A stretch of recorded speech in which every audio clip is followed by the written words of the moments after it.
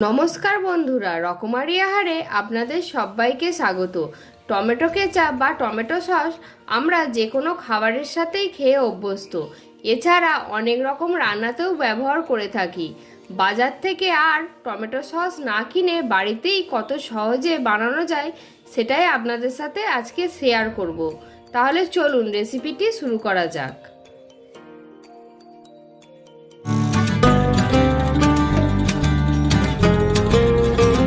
Tomato sauce তৈরি করার জন্য আমি এখানে 1 কেজি পাকা টমেটো নিয়ে নিয়েছি। টমেটোগুলি এবার ভালো করে কেটে নেব। এইভাবে কেটে নেব, খুব ছোট করবার দরকার নেই।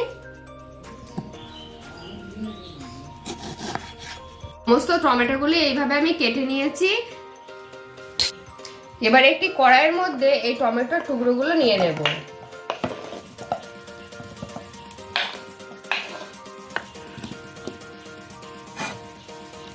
টমেটোর মধ্যে দিয়ে দেব পরিমাণ মতো লবণ।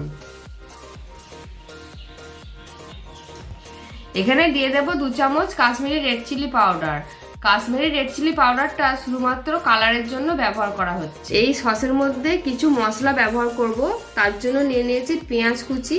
পেঁয়াজটা আমি একটু বড় বড় করে কুচি করে নিয়েছি। আর নিয়ে নিয়েছি রসুন।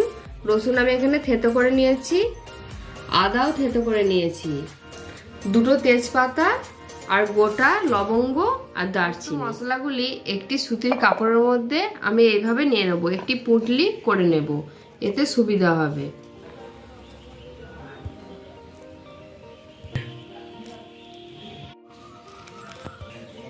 এইভাবে কাপড়টা গিঁট মেরে নেব, একটি পুঁটলির মতো করে নেব।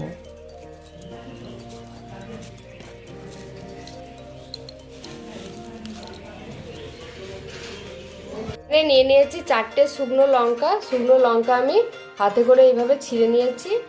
এটা ঝালের জন্য আমি ব্যবহার করছি। টমেটোর উপরে দিয়ে দেব। গ্যাস জ্বালিয়ে কড়া বসিয়ে দিয়েছি।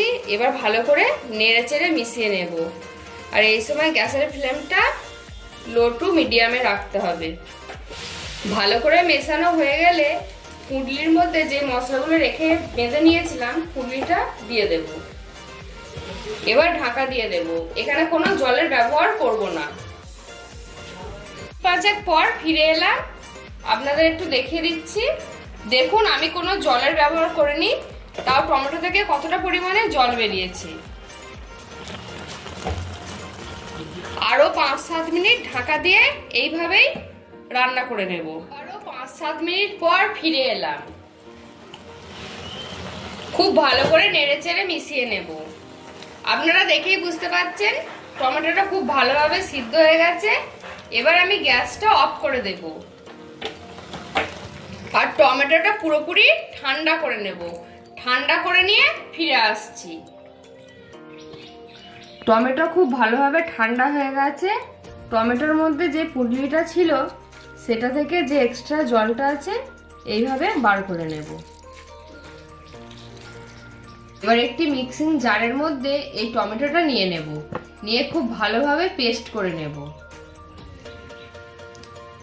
দেখুন খুব ভালোভাবে পেস্ট করে নিয়েছি। এবার ছেঁকে নেব।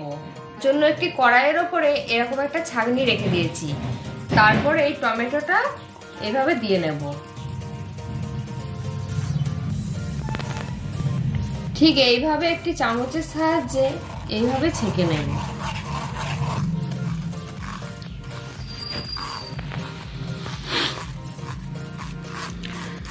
ভালোভাবে ছাঁকা হয়ে গেছে। এক্সট্রা যে টমেটোমের খোলা আর বীজ ছিল সেটাই ছাঁকনির মধ্যে আপনারা দেখতেই পাচ্ছেন। এইভাবে আলাদা করে নিয়েছি। এবার চলে যাব পরবর্তী স্টেপে। কড়াই বসিয়ে দিয়েছি ওভেনের ওপর। এবার দিয়ে দেব চিনি। আমি এখানে হাফ বাটি চিনি ব্যবহার করছি।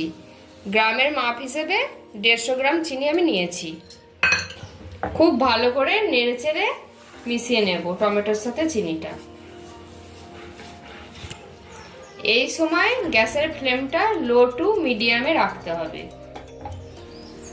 দিয়ে দেব সামান্য পরিমাণ বিট লবণ। আগে নরমাল লবণ ব্যবহার করেছি, এখন সামান্য পরিমাণ বিট লবণ দিলাম। দিয়ে দেব ভিনিগার।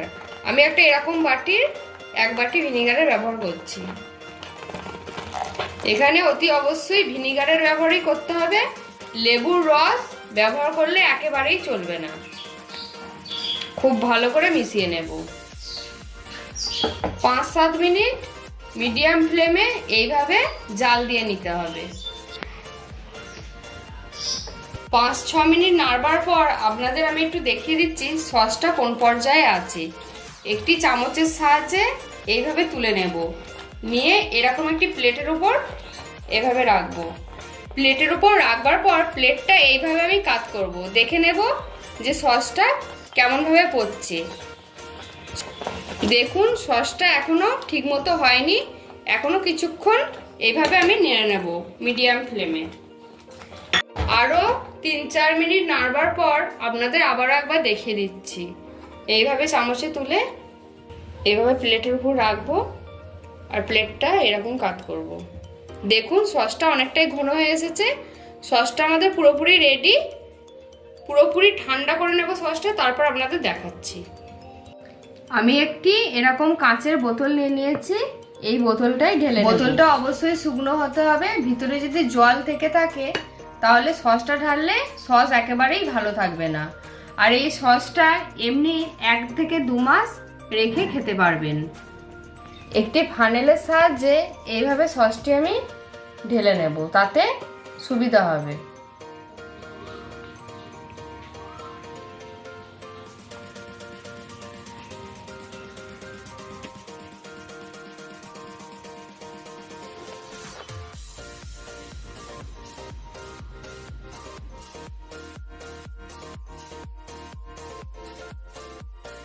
তাহলে বন্ধুরা দেখলেন তো কত সহজে বাড়িতেই দোকানের মতো টমেটো সস বানিয়ে দেখালাম। আপনারা একবার হলেও বাড়িতে ট্রাই করুন এবং আমাকে কমেন্ট সেকশানে জানাবেন রেসিপিটি আপনাদের কেমন লাগলো। আর আমার চ্যানেলে নতুন বন্ধু হলে সাবস্ক্রাইব করবার অনুরোধ রইল। বন্ধুদের মধ্যে অনেক অনেক শেয়ার করবেন। ধন্যবাদ।